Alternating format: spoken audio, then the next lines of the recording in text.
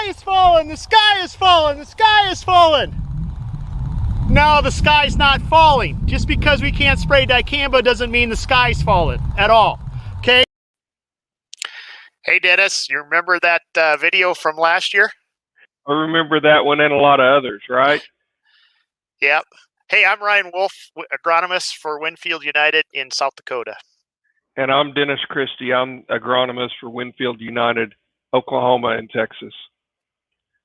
So, Ryan, you were right. The sky fell, but it really didn't fall. We're back. We're back. We've got the 3 dicamba labeled products for over-the-top application to cotton and soybeans, or should I say soybeans and cotton. And we've got a few changes with the labels, and I think maybe we should go through some of the highlights of those label changes. Yeah, I think the biggest, or some of the biggest highlights of the changes were is the no spraying for soybeans after June 30th.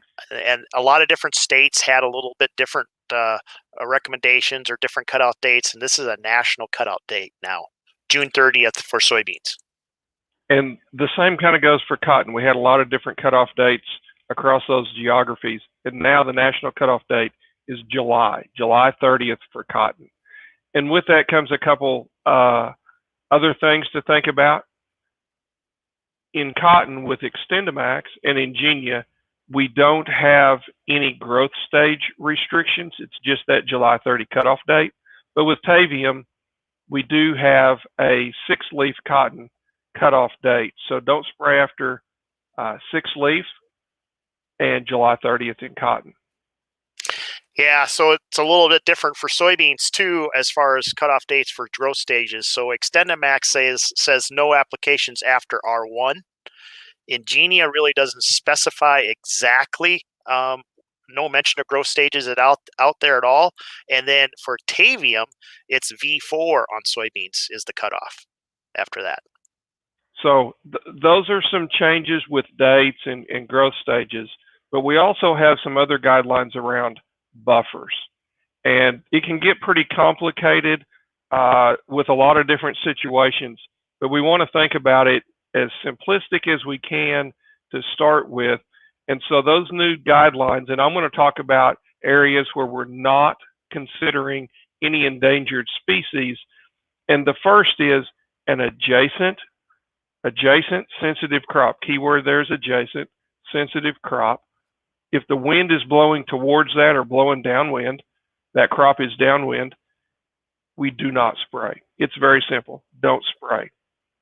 The other would be a sensitive area like a body of water, woodlands, native vegetation that is adjacent. Then we're going to have a 240-foot buffer towards that sensitive area.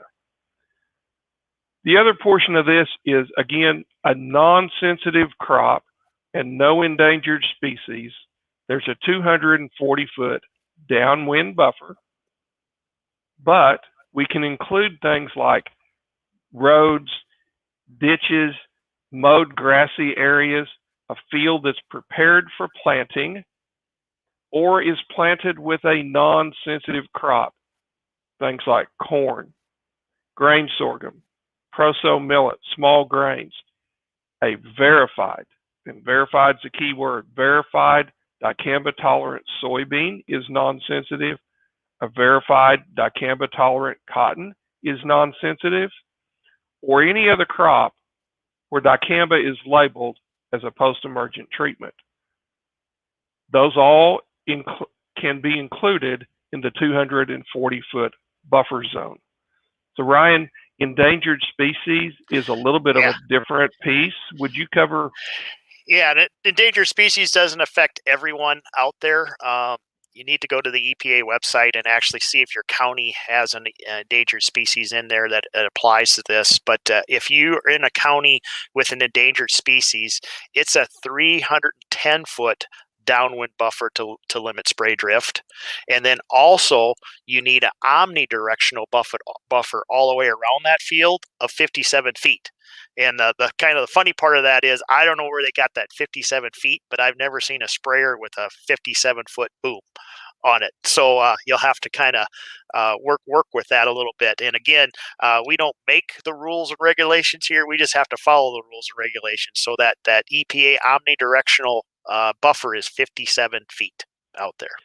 It's easy, Ryan. That's 19 steps, right? Oh, okay. So the other thing is there's some additional application requirements that go along with this. And the first of that we'll talk about is mandatory annual training for those that are applying the product.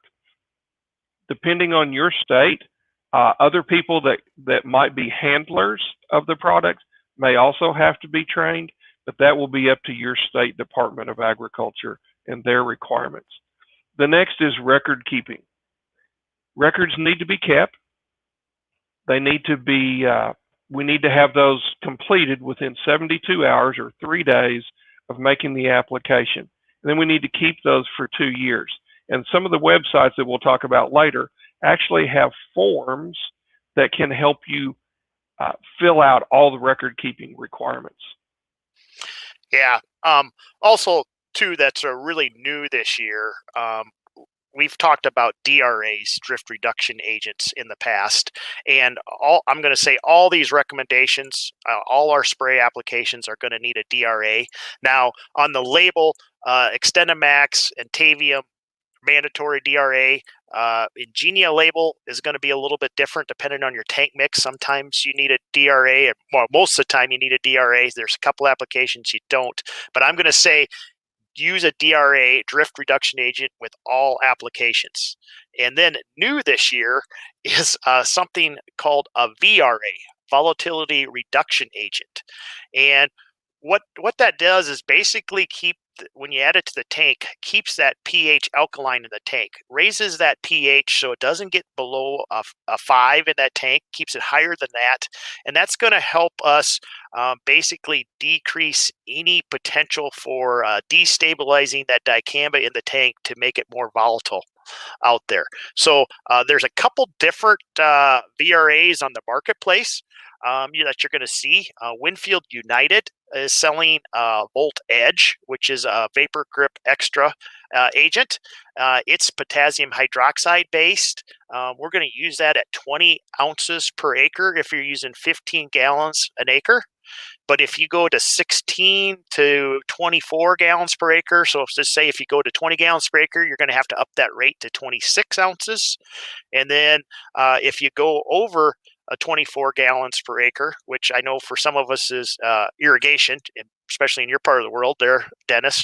But if you are using those application rates, it's 32 ounces per acre for Volt Edge. So it's kind of a sliding scale depending on what kind of gallons per acre you're spraying out there.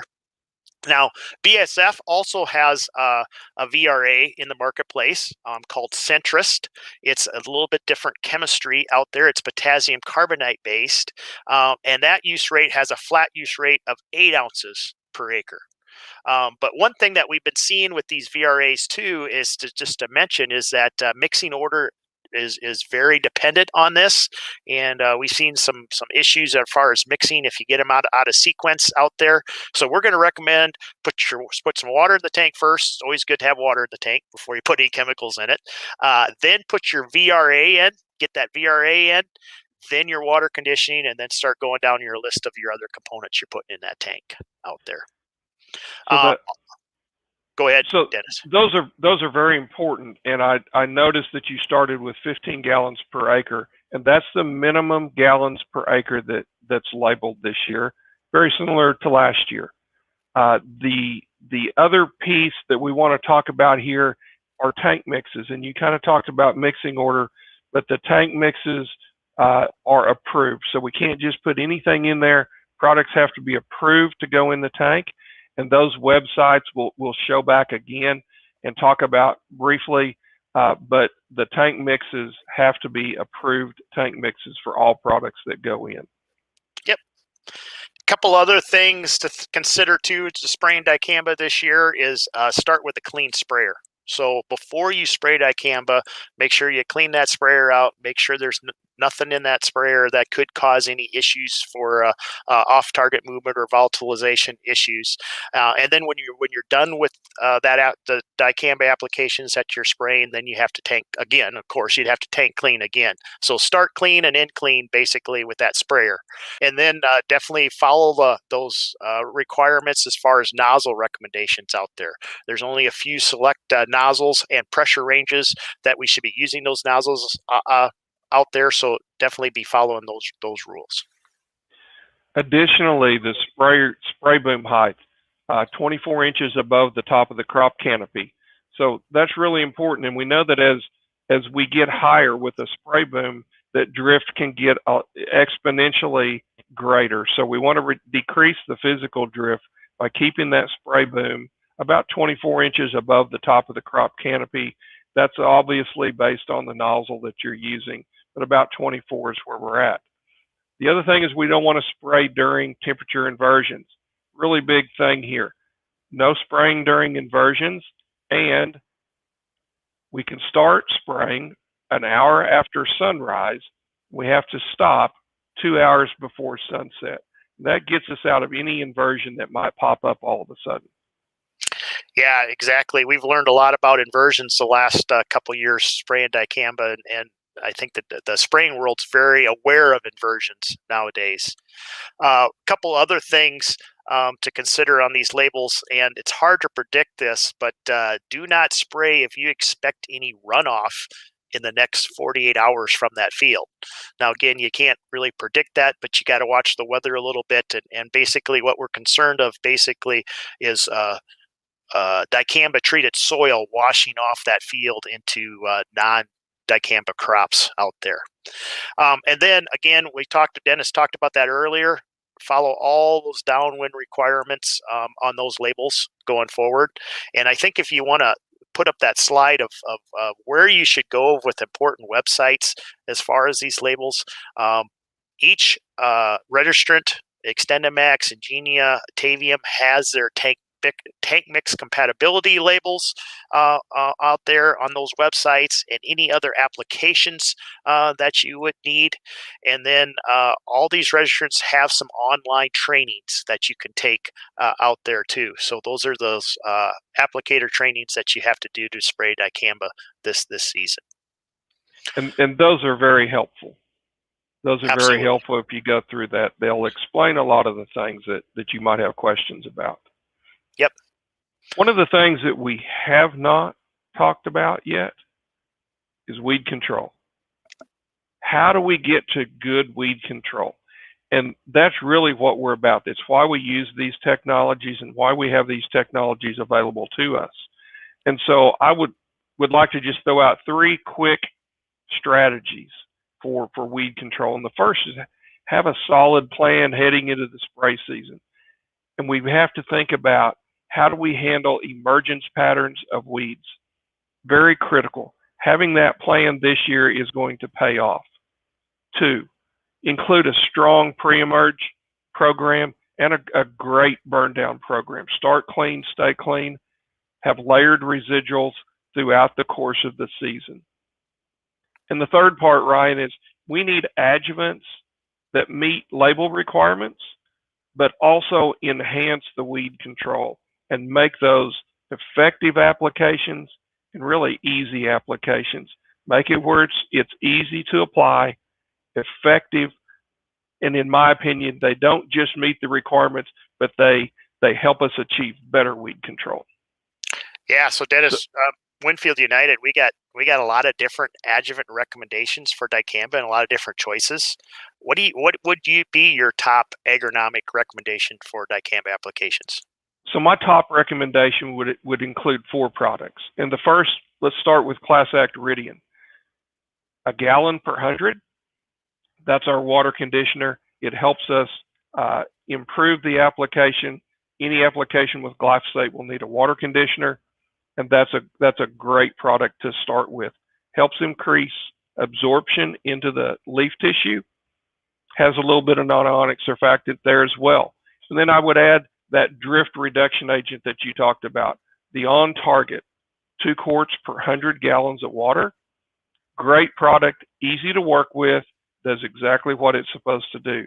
And then we have to include the VRA, the volatility reduction agent, which for us will be Volt Edge. Again, like you mentioned, 20 ounces per acre is going to be the minimum based on the water volume that you're applying. And then to make it a really great application and do more than we really talk about, we add interlock. Helps a little bit with drift control, but really, man, adding that 2 ounces of interlock makes that a great application. Yep. No, that's great. What about convenience? Yeah, convenient wise, we know growers won't want to use all 4 products sometimes, and they're looking for maybe a little bit easier route and convenient route to do. So what we have is a product called Optify Double X, and we use that at 3/4 gallon per 100. Now, Optify Double X is kind of a 3-in-1 type product. It has non-ionic surfactant, it has the non-AMS water conditioning agent in it, and it has the DRA altogether mixed into one. But if you can see in use rate, it's a little bit less use rate than, like you say, Class Acridinian. So you're maybe getting a little less components in there, but still meeting the convenience part of a 3-in-1 type application. And again, the Volt Edge has to be in with the Optify Double X this year because every application needs a VRA. And then we're going to say a lot of our recommendations would say even add 2 ounces of interlock in with that Optify Double X application just to get a little more kick out of that DRA and get a little bit better application out there with that Dicamba. And then we have a product out there that just basically meets the minimum requirements of all these Dicamba labels, and that's a Volt Edge 2. And Volt Edge 2 is 0.75 gallons per 100, and it's basically NIS, non-AMS water conditioning, and your DRA all wrapped up together. And then again, for this year, we'll have to use Volt Edge with that if you're using 15 gallons per acre at 20 ounces per acre too. So very, very cool. We got 3 different ways to basically skin the cat in these Dicamba applications, just kind of what meets your fancy or what you like the best about these products. So we've gone through a lot of information. Maybe we have some questions. Yeah, is there any questions out there today? There's a question. Can residual herbicides be used in a buffer zone? Dennis, you talked about buffers. You want to answer that one? Sure. That's exactly where they should be used, is in the buffer zones, so that they help us so we don't have weed escapes. And really the big key is let's make sure that we use those residual products from burn down as far into the season as we possibly can to make sure that we don't have more escapes than we can manage. We may have to come back and spray when the wind changes direction, and that's exactly what those will help us for. But they should be used throughout the whole field. Yeah, I'm going to say one more thing too on the top of that. It should be used on every soybean field out there, a residual product, just to get ahead of us in this weed control game. And cotton. And cotton. So we have another question, and it's, what if the field downwind has the same crop and traits as my field? That's great. You can use that as your buffer going forward. So that would be the best case scenario. Absolutely. Forward. Yep. And we have one more. Do we have a sell sheet highlighting the 3 options for adjuvants? Yes, we absolutely do. I think that's out there, and anybody that needs that, we can get to them. Yep, I would say contact your local retailer, your local agronomist on that, or maybe even go to WinFieldUnited.com to find out some more information about those products. One more. Can I add other things to the spray tank that are not listed on the Tank Mix website? That's absolutely no. not, right, Dennis? Yeah, no, we gotta stick to those applications and those tank mix requirements very, very heavily this year. And that'll be one of the things on record keeping requirements of what was in the tank and how much. And so everything you put in that tank will need to be documented and kept in the records for 2 years. Yep. One other. Appreciate the cutoff date reminders. What nozzles do I use? Do I have to spray 15 GPA? Yeah.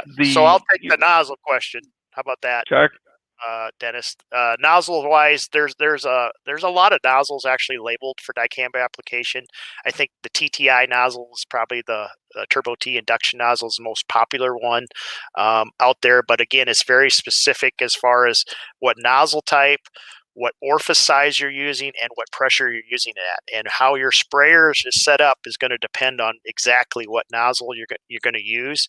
And I would say go to those pages, those websites that we showed before on each of the different products that you're using, and it'll direct you to the right nozzle out there.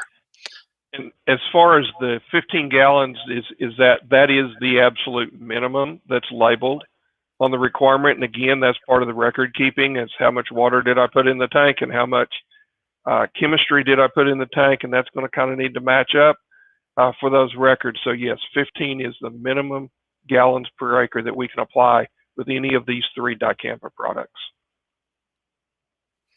Great. So I think if you got any other questions, please leave them in the comments, and we'll try to answer them as they come in as we go forward. But I appreciate everybody following today, and I'm Ryan Wolf. And I'm Dennis Christie. Thank you for joining us today and giving us the opportunity. Yep, and please go to WinfieldUnited.com if you're looking for more information on our products that we talked about today. Thank you, everyone.